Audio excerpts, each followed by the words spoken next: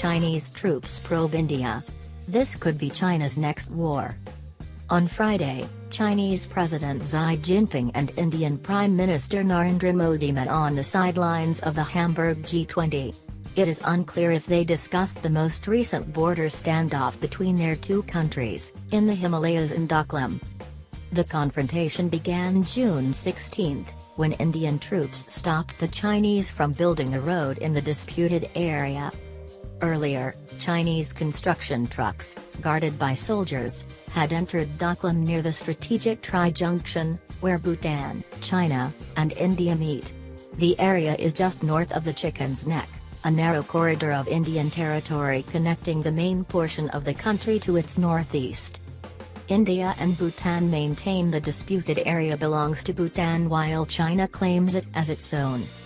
At the moment, Chinese and Indian troops are 120 meters apart, a civil distance.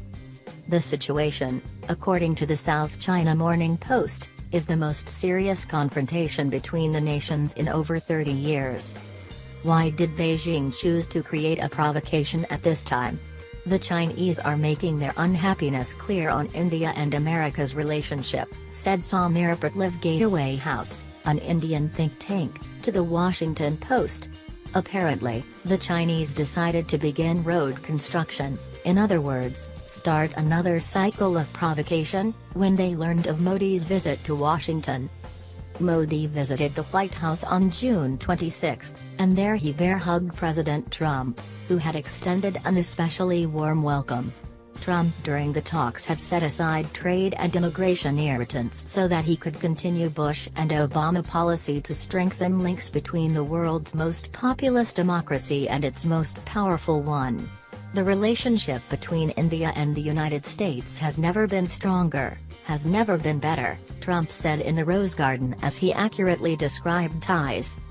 Moreover, the Chinese could not have been happy that Modi and Trump held an impromptu meeting at the G20 on Saturday, a sign of the easygoing relationship the Indian and American leaders have developed. Some argue the Doklam dispute will be resolved as other recent incidents have been.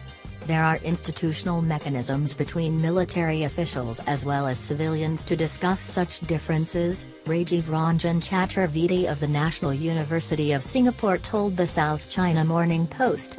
My guess is that back-channel diplomacy is active already. My guess is that Chaturvedi is correct about the existence of discussions. Indian and Chinese officials always seem to talk during Chinese incursions. Yet no solution is in sight in Bhutan. In fact, as Nightingale of the closely followed Bharat Shakti site tweeted Sunday, there are no signs of de-escalation from either side. Moreover, there are, unlike in the past, worrying signs. On the Chinese side, there is a new mood of assertion.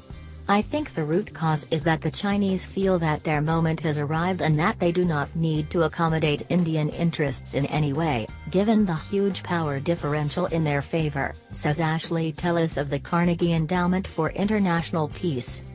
Xi Jinping, the Chinese ruler, has decided he has a duty to expand China, so we see aggressive moves all along the country's periphery.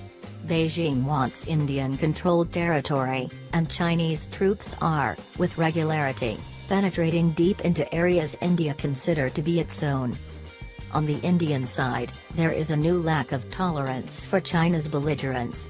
As the People's Liberation Army continues to probe India, Indian policymakers realize they must hold their ground, literally and figuratively.